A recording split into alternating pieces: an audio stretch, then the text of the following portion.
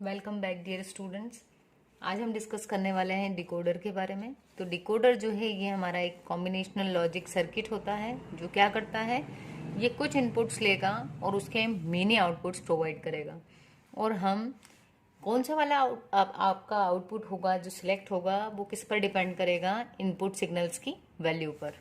तो हम एक एग्जांपल ले लेते हैं। ये है आपका डिकोडर। इसके हम ट्रुथ टेबल भी बनाएंगे, अंदर सर्किट भी बनाएंगे। ठीक है, तो हमने 3 वेरिएबल्स ले लिए यहाँ पर, ए बी और सी। अब ये जो 3 इनपुट सिग्नल्स हैं इनसे हमको टोटल कितने कॉम्बिनेशंस मिलेंगे आउटपुट पर? टोटल 8 कॉम्बिनेशंस मिलेंगे। F0, F1,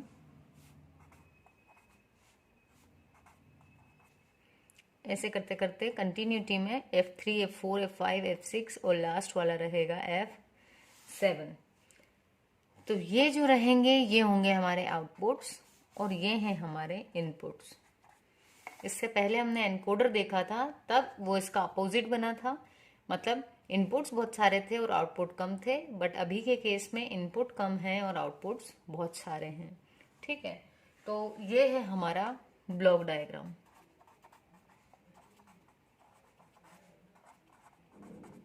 ठीक, अब यदि हम बात करें इसके ट्रुथ टेबल की, तो क्योंकि हमारे पास में यहाँ पर जो कॉम्बिनेशंस हैं वो कौन कौन से हैं?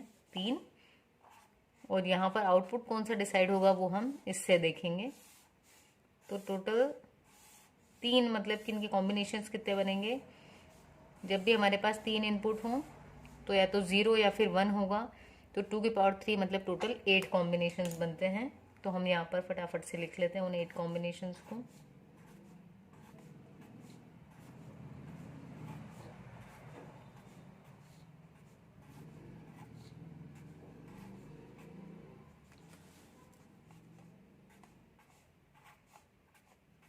आई होप आपको वीडियोस समझ में आती हूँ। यदि आपको कहीं पर भी कोई भी डाउट हो तो आप कमेंट सेक्शन में पूछ सकते हैं। उसके अलावा यदि मेथड भी आपको ऐसा लगता है कि इससे ज़्यादा और इजी हो सकती है तो भी आप कमेंट करके कहें, यदि कहीं आप कुछ पार्ट टफ लगा हो, क्योंकि आपके कमेंट्स, आपका जो फीडबैक है वो काफ़ी इम्पोर्टेंट होगा हमारे लिए। तो आप ज़रूर से बताएं। देखिए, जब तीनों इनपुट्स 0 होंगे तो हमें आउटपुट जो हाई मिलेगा वो क्या होगा? F0। जब तीनों इनपुट का कॉम्बिनेशन 1 बन रहा है तो इससे आउटपुट मिलेगा F1। ये होगा F2, F3, F4,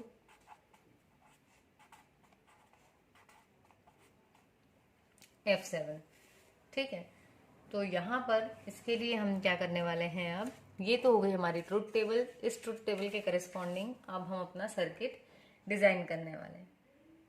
तो ये जो है ये कैसा है हमारा? 3 को किस में कन्वर्ट कर रहा है? 8 में। तो इसलिए हम इसको कहेंगे 3 to 8 डिकोडर। ठीक, तो अब हम फटाफट से इसके करस्पॉन्डिंग यहाँ पर लॉजिक सर्किट बना लेते हैं। तो हमारे पास में वेरिएबल्स कितने हैं? 3 ए है। यदि हमारे पास में कहीं 0 आया तो हम उसको किससे रिप्रेजेंट करेंगे? ए बार से। तो ए बार के लिए हमने ए पर नॉट गेट लगा दिया। यहाँ ले लेते हैं हम बी।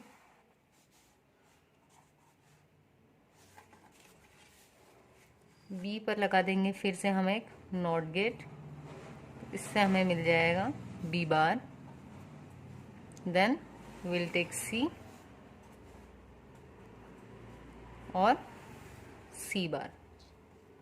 ठीक, अब हमें कुछ नहीं करना है, सिंपली यहाँ पर देखना है। ये जो आपकी ट्रुथ टेबल है, यहाँ देखिए ए बी और सी, ये किसके करस्पॉन्ड आउटपुट क्या मिल रहा है? F0। और इन तीनों की वैल्यूज क्या है? 0। तो इनका हम लेंगे फंडामेंटल प्रोडक्ट। फंडामेंटल प्रोडक्ट में क्या आएगा? क्योंकि ये 0 हैं इसलिए हम इनको कॉम्प्लीमेंट कर देंगे। तो ए बार, बी बार और सी बार, इन तीनों को क्या कर देंगे हम? एंड। यदि आपको फंडामेंटल प्रोडक्ट में कोई भी डाउट हो तो आप इसके ऊपर भी मैंने वीडियो बनाई हुई है, प्लेलिस्ट में ज़रूर से चेक करिएगा। अब देखिए F1 कब हाई है? F1 कब मिलेगा आउटपुट पर? जब ए बी दोनों 0 है, मतलब ए बार, बी बार और सी। तो आपको ए बार कहाँ से मिलेगा? यहाँ से। बी बार मिलेगा यहाँ से और सी एज इट इज़ और यहाँ पर क्या मिलने वाला है हमें, F1।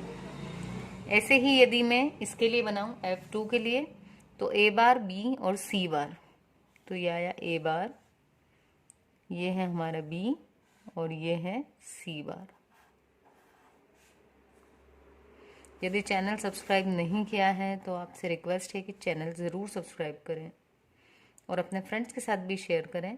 एंड यदि आपको C2 यानी कंप्यूटर का सेकंड पेपर जो है वो भी है, यदि किसी का माइनर, तो उसके लिए भी आप कमेंट बॉक्स में बता सकते हैं कि किस टॉपिक में डाउट है, तो हम उस पर भी वीडियो अवेलेबल कराने की कोशिश करेंगे आपके लिए। ठीक, नेक्स्ट है हमारे पास में A बार BC, तो यह आया A बार B और C, इनसे क्या मिलेगा हमें, F3। फिर हमें क्या मिला, 100, मतलब A B बार C बार, तो A आया आपका B बार और C बार, ये क्या था, ये था F4।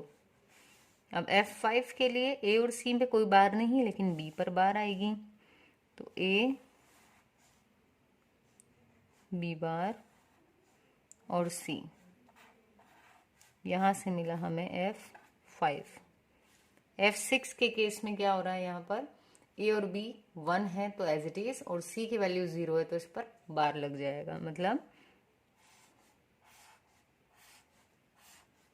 इसको एक्सटेंड कर लेते हैं जी, चलिए। तो ये हो गया A B और C बार, यहाँ से हमें क्या मिल गया, F6। और F7 पे सारे ही 1 हैं तो किसी का भी कॉम्प्लीमेंट लेने की रिक्वायरमेंट नहीं है, A B और C, यहाँ पर मिल जाएगा हमको 7। तो गाइज ये जो बना हमारा सर्किट, ये है हमारा डिकोडर, जिसको हम कुछ 8 बिट यदि हमने दिया, मतलब कोई भी ऑक्टल नंबर, तो उसको किस में कन्वर्ट करेगा, वो आपके पास में एक्चुअल वैल्यू देगा।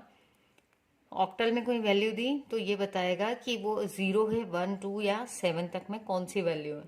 ठीक, ये ऑक्टल वैल्यू किस फॉर्म में मिल रही है, यहाँ पर बाइनरी फॉर्म में, तो बाइनरी को किस में कन्वर्ट कर रहा है, डेसिमल में। ठीक है, तो हम डिकोड कर रहे हैं वापस, ये किसी कोड में है और इसको हमने क्या किया, डिकोड।